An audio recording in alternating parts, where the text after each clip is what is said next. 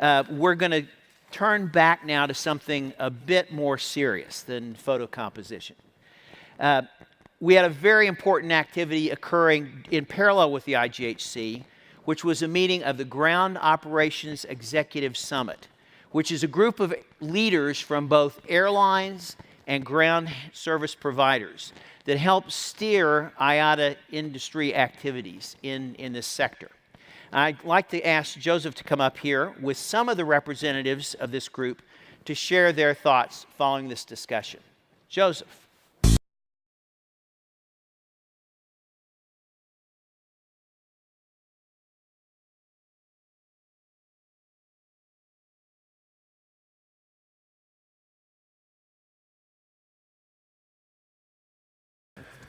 Okay, that's an interesting session. They get me a seat for your information.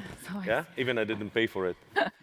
All right, good morning, everyone, again. And what John have said, first of all, the people who work on the ramp, they are ramp rats like me.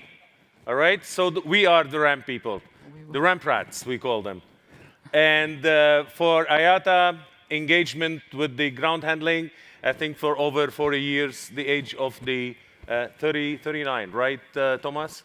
The HM? Great, thank you. And 32-year-old is the IGHC today.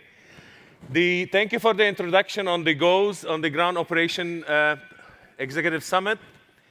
The objective of the summit is to identify and agree on challenges and also common issues and where this is going to take us to focus as ground handling. On the panel that with me sitting in here, I would introduce Alexandra Huzunau, Chief Executive Officer, Romanian Airport Services. Did I pronounce it correct? Yes, Huzuneanu it's most. After I got married, it was difficult, so I had I was close, right? You were close. Good. Carlos Gardiga, everybody knows Carlos, Senior Vice President, Sales and Customer Service, Fraport. Good morning, everybody. Dr. Igor Ivelev, correct? Correct.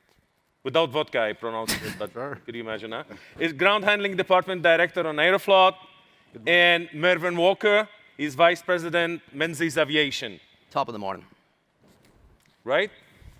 So the discussion yesterday on the Ground Executive Committee went around many subjects. And a couple of the subjects that we talked about is the industry challenges.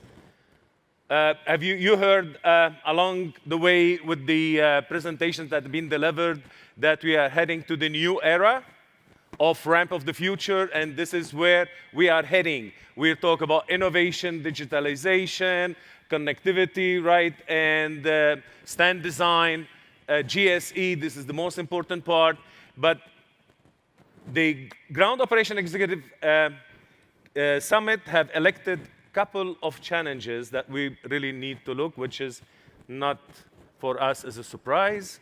They talk about recruitment, lack of resources, that we've been discussing it all the time. They talk about staff turnover, lack of standardization, and a long list to go. But what's the aim is to hear it from them.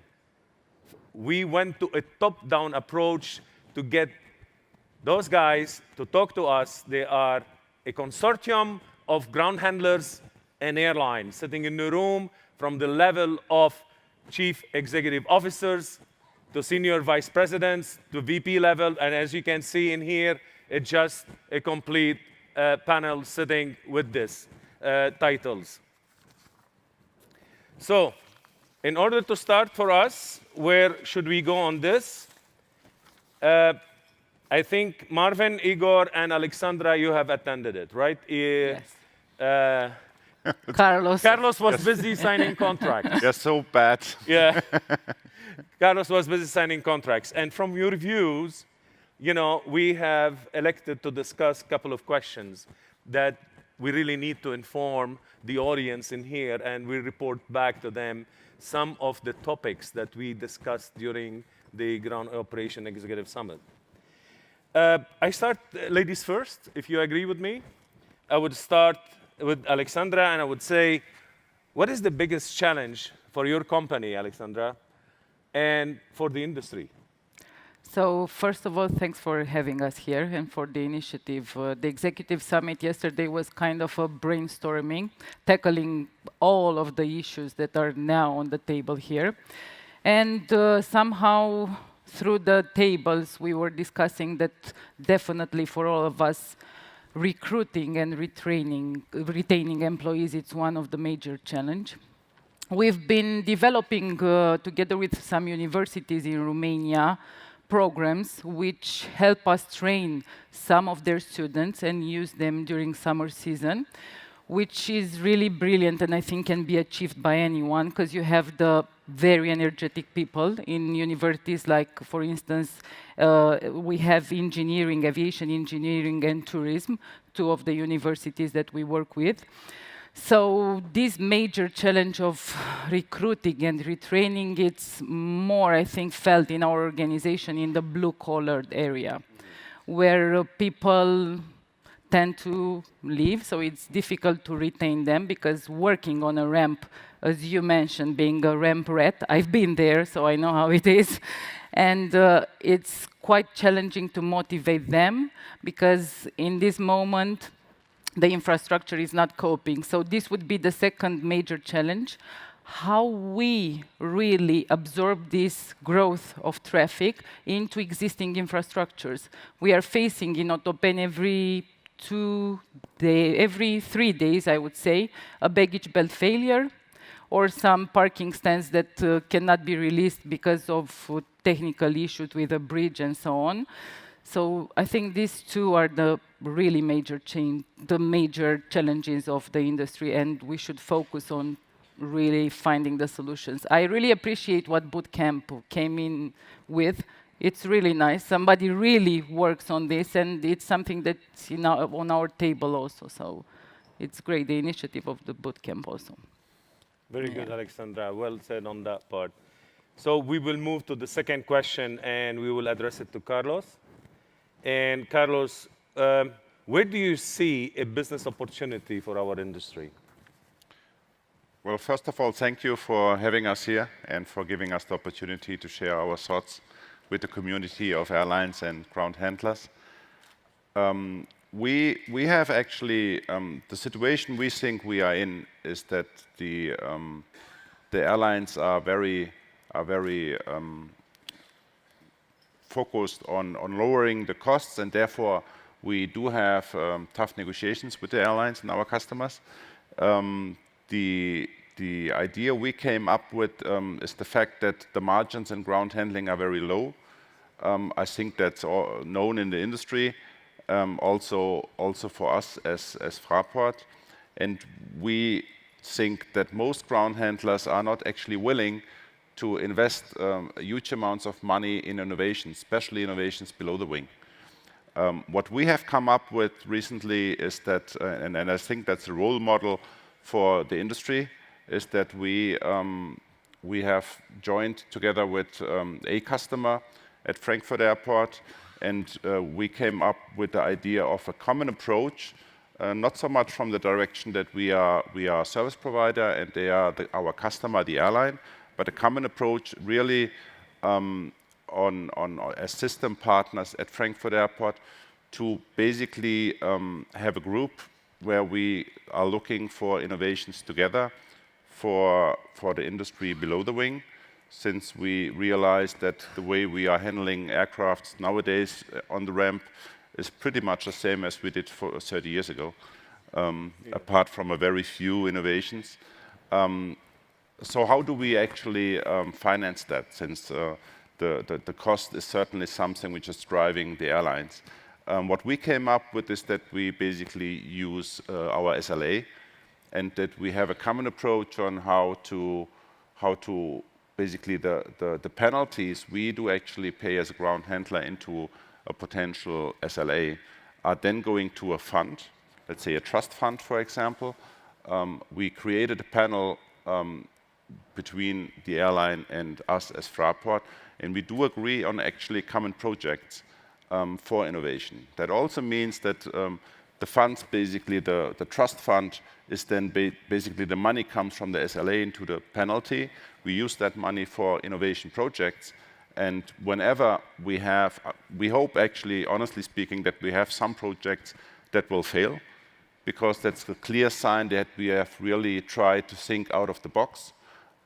However, we are sure that we will actually have a common approach from both sides to realize projects, to become more cost efficient, especially in days where we in Frankfurt Airport as well have difficulties to hire people. And then basically the cost effect, you want to attend this? No. Um, basically the cost efficiency, and I think that's the most important thing on the thought, is that basically go 50-50 into the rate. So therefore we are lowering the costs of the airlines. We are lowering our cost base through innovation, and we did find a way to basically to finance innovations, because we think if you leave the ground handlers alone with innovation funds and money, then this is not going in the same speed as it should be for the industry. Well said. Yep.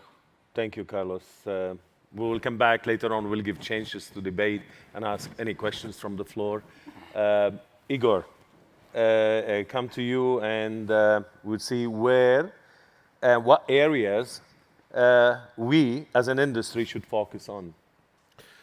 Thanks thanks for invitation. It's a big pleasure for me to address to you our views and understanding on what shall the industry concentrate in the future.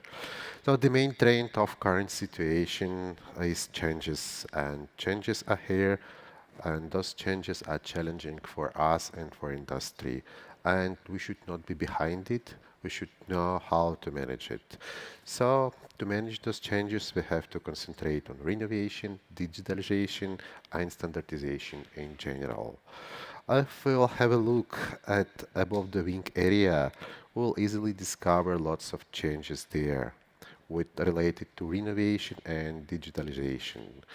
The trend to make digital access to the product of airlines for the passenger is dominating. Now we have e-ticket, e-boarding pass, various self-services like self-check-in, self-bag drop-off, self-boarding. Nowadays we are busy with facial recognition technologies, etc. We have kiosks to measure hand luggage and many other features. The passengers do prefer to interact with the product through the internet. And it is a great move, really great move we have, and probably such an access will allow us in the nearest future to reduce the number of the staff on check-in counters and on the gates. We are on the way allow us to reduce human factor in interaction with passengers, align the services and make them clear and accessible for our customers without interference of our staff. But focusing above the wing area activities, we do not pay much attention to below the wing, I mean to the ramp. In the past 20 years, it has been a clear focus on improvement of all processes above the wing, mainly for improving passenger experience, and we succeeded very well. It's now time to focus more on improvement in technology for the activity below the wing to cover all the challenges, including lack of qualified staff that was mentioned earlier before in this panel.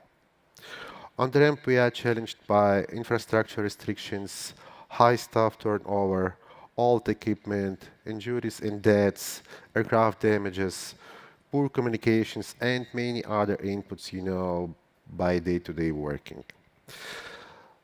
Let's look at the future of the ramp. What do we need? We need less injuries, less damages, less accidents, and more efficiency. Right. In fact, looking at the ramp in generally, let me say, we have to make a revolution to include more automation, robots which can be controlled by our staff, self-maneuverable machines to deliver passengers and load automated, and to load passengers and bags, automated air bridges, and things which can really improve the ramp activity. We have technologies, and we need to focus more on applying in the processes on the ramp. What do we have on the ramp in generally? We have just everywhere resource management system, positioning systems, and different gadgets allows us to manage staff and equipment, interact with them faster, exchange information with them. But still, we needed drivers for tractors, high loader, step ladders, operators for loading bridges, loaders to move baggage and to relieve of these baggage, drivers for passenger buses. The manpower involved, and it is not reduced. The demand for manpower is still high. So in the nearest future, we have to concentrate on such kind of innovation, digital products and technologies that will allow us to reduce the number of staff on the ramp and equipment, of course. Assuming all above said, I felt that we have to expand electronic interchange and digital submission of documents, move all papers to the digital area, including orders of services and equipment, and confirmation of the same for the purpose to simplify the payments and other related financial transactions, targeting to avoid as much as we can paperwork from all the process. And we have to get more reliable information and data from EPROM, enable us to view all the process on EPROM online. And we should be able to design and form a demand for ground support equipment we need in future. Thanks. Wow, that's very good. Igor, you did fantastic. A good wrap-up. I could use this for a good wrap-up because we are all speaking the same language. Yeah. And good feedback from you. Thank you so much for this. Marvin, your turn now. You don't need me after Igor. Yeah, I don't know what you're going to say, but... I'm redundant. yeah. Don't you? Give Igor another go. Yeah, I know. Okay, so what is the challenge for your company, Marvin, right now? From what you have heard and discussed during our goals meeting, Ground Operation Executive Summit meeting? I think I'm going to be terribly boring because you've heard it all before. No. So Menzies employ 35,000 people. It's all about the people. And our biggest challenge is staff turnover. Our biggest challenge is getting people and retaining people. So for example, out of 35,000 people, pick one of our biggest markets, United States. In the US last year, we actually took on 11,500 new colleagues. So it's all about getting staff and keeping staff. And before lots of you get really, really depressed, our staff turnover, I'm Irish, so our staff turnover is like a pint of Guinness. So there's a big white top on a pint of Guinness, and then it's all black, and the main body's black. So we have lots and lots and lots of staff who've been with us 30 years, 25 years, 30, even 40 years, with us a long time. So in the body of Menzies, in the black pint of Guinness, there's lots and lots of staff been with us a long time. But the issue is, it's the top. So the top has got constant churn. They just continually keep churning over and churning over. And one of our colleagues said this morning, if you get people to stay for 6 months, they stay a little bit longer. That's true. But we have found that a tipping point is, if we can get people to stay for about 18 months, they probably stay for life. Yeah. So if we can get people to migrate from the white top into the black body, and in the black body, so 18 months, they'll stay for life. So that's what we have found. But one of the things that was said this morning a lot is that it's not just about money. It's not just about money. Money is really important. I'm here for the money. So money's important. But when we do exit interviews, and obviously, unfortunately, we do quite a few exit interviews. So we do exit interviews. Why are you leaving? The first answer is not always about the money. The first answer is always about it's the culture, it's how we're treated, it's how we're valued, it's how we're communicated with. Then they will say things like the roster. The roster is always an issue as well. And then they'll say things like hygiene factors, where we take our break, where we go to the loo, the uniform, where the staff car parking is. We've got to actually get on a bus in a car park for half an hour to get into the airport before you clock in, before you're on the clock. And it's the same at the end of the shift. And money. So money, of course, is important. But there's other things too, like some of the hygiene factors, the roster. But to come back to one key thing, we have found it is we've got 216 stations. And there's a direct correlation between If we've got a really, really good station manager, the staff turnover is less, and the service is better, and the safety is better, and it's all better. So really good manager, good station, lower staff turnover. If we have a not so good manager, the staff turnover is higher, we have more accidents, the service delivery isn't as good, and obviously the station's not as good. So there is something about, if we had 216, we've got lots and lots and lots of good station managers, and we always need to sort of keep obviously improving and improving. But if we would have a brilliant station manager for every station, I wouldn't be here, I'd be on the beach. And life would be an awful lot easier. So what does that mean? We do an awful lot of work. We said this morning, take on lots of staff. You do lots of technical training, and it's very important. So we do lots and lots of technical training every day, every hour. We're doing technical training. But the bit we should never forget is kind of what we call like the management training, the supervisory training, and the lead training. So if we train people how to manage, how to lead, how to be an effective leader, not sit on their ass in an ivory tower, but actually they spend every day, they're out in the ramp, every day they're in the break room, every day they're in check-in, every day they're with the staff, every day with the customers. They're not sitting doing budgets and forecasts and risk assessments and risk reviews. Important stuff, but I think for us, leadership, getting the leaders out amongst the people, engaging with the people, and one of the key messages is that we get back, if you treat the people the way you want to be treated yourself, they will stay a lot longer. So one of our big focuses on staff turnover is actually the management training, the supervisory training, the leadership training. We want to have 216 at the minute, 217 tomorrow. We want to have that many great leaders that treat people the way they want to be treated themselves, and actually that really helps. So it's not just all about the dollar. Well, great. We did not hear it only from the Ground Operation Executive Summit that we held the meeting yesterday, but we are hearing it from you, the executive who participated, and Carlos came later on that. The message is the same, and what we're going around is the challenges that we're going to be facing.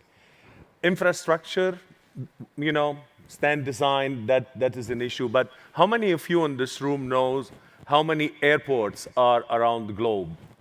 Give me a number. Does anybody know how many airports are around the globe? I know we have 16 in Romania only. So. Yeah. Huh? I'll tell you. It's 17,196 airports around the globe. Wow. Our industry is so big. And if we don't put our minds together in it, there is a way we really need to move forward. Innovation right now, what we talk about, and retention, and this is the challenges that we're facing today. And we really need to focus on those in order to move forward on that part. This is our focus. And you said it really correct, Igor. It is, we really need to keep on focusing on less accidents, less injuries and incidents, and also have less damages to the aircraft. You spoke about standardization. This is our objective as ground operation, and this is where it's going to take us further. Now, back to technology. Technology right now, the industry is developing, right? And the industry is moving forward, and then a fast race. They are ahead of us. They are ahead of what we're doing. And the challenges that we're gonna be facing is that technology leap. How are we going to handle it? How are we going to absorb it and adopt it and bring it into our industry? This is the challenge where we're being facing. In the future, we will be looking at those, as I said at the beginning, the technicons, This is the challenge where you would see the IT versus a human. Robotics, yeah. The robotics. Yeah. Autonomous vehicles, and this is coming. Now we are focusing. We talk about cost and who should pay with this and who should pay. We don't want to go there, but we really want to go because our airports right now, they need us. Our industry need us to think out of the box and to look where we want to get. The reason for the Ground Operation Executive Summit is to think 10,000 feet and look down. And where it's going to take us. And how can we transform those ramp rats to a technicons and deal with the industry? We need to have a really vital industry to move on with it.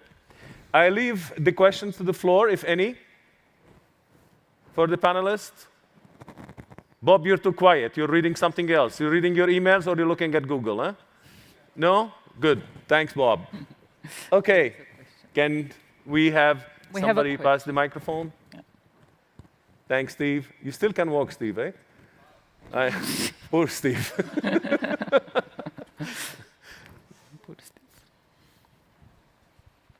Thank you. Jim Nixon, Cranfield University. It was a question for Mervyn. I was fascinated that you had identified stations where there was differential performance. And when we work with the front of the aircraft, it can be quite difficult to sort of to say what good looks like. Have you got any programs at Menzies where you've identified what good looks like and possibly developed it into sort of a toolkit to sort of speed up those non-technical skills and the acquisition of non-technical skills in other stations that are possibly not doing so well? Yeah, I'd like to say all of our stations are top-notch or brilliant, but we obviously have a range of stations. And when let's pick a station. We've got 216, and one of our best stations in the world is Melbourne in Victoria in Australia. And when we look at it and we try to learn lessons from it, the management team has been in place for a very long time. So the station manager, the ramp manager, the cargo manager, the front of house manager, they've all been there for at least 15 years. And that gives tremendous stability. So that's something we take away from Melbourne. When we also look at Melbourne, we see a team that, they believe that they're there to support the team, not that the team is there to support them. And that's important. We see that they regularly take their breaks in the break room and they eat with the staff. They don't go and sit in the executive canteen or something. So they actually go and take their breaks in the break room. They have regular Q&As in the break room where they stand up. And one of the best questions is, good news looks after itself. You want the bad stuff. So one of the best questions is, tell me, what's pissing you off? What do Menzies do? What do we do that really pisses you off? Tell me about that, and what can I do about that? So regular Q&As, and the ramp walk, like every day, to walk the ramp, to walk the front of house, to walk through the cargo warehouse, to go and sit in the, getting boring now, sorry, and go and sit in the lounge and go and talk to the customers. So that's the other thing. And then it is about the training. So it is about the level of the technical training, but it is about, really importantly, that training that we give to leads, that we give to supervisors, that we give to duty managers, that we give to managers, and we teach them how to lead. And to have regular events where we get together, like the regular barbecue, the sporting event, the things that we do together, where families come along and children come along and the dog comes along, because obviously we're an extended family. So it's definitely not, the great thing is it's definitely not rocket science. So when we look at a great station, great managers, they're a long time, engaged, not sitting back, basically walking every day, asking for feedback, and the most important thing is being open, honest, and transparent. So it is to be able to say, so we can tell you anything. There's no secrets, except we can't tell you what one airline pays against another. And because we're a listed company, we can't tell you the results at a certain time of the year. But we can tell you anything that you want, and we'll tell you everything we know. If we don't know the answer, we'll say we don't know, and we'll come back to you very quickly. So when we look at stations like that, it's not because the good ones against the bad ones, it's not because they've got better pushback tugs or tow barless tractors, or they've got better equipment, or they've got better uniforms. Yeah, like sort of congestion can be an issue, but it really is about, like, for every dollar we get in, we spend 70 odd cents on people. Like that's what we do. So it is about the people, the leadership, the engagement, and we see a great station. That's what it's got. And if we then try and take that away and put it in all the stations, then we'll have 216 Melbournes. Sorry, it's a bit long-winded. Apologies. Good. Thanks, Marvin. Any other question from the floor? No? Okay. I think we really need to come to conclusion in here, and what's the message we should be delivering? It's very simple. The message to the industry is we really need to come together strong, meaning airports, associations, IATA, Ground Handling Association, aircraft manufacturers, IT providers, research institute, university, as you mentioned.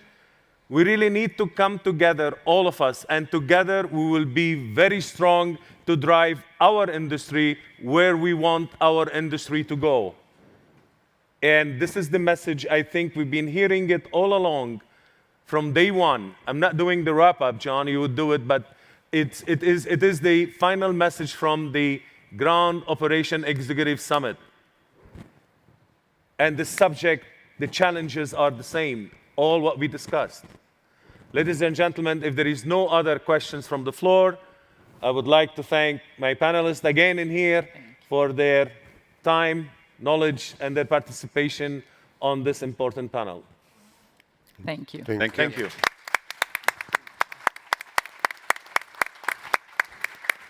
Mama.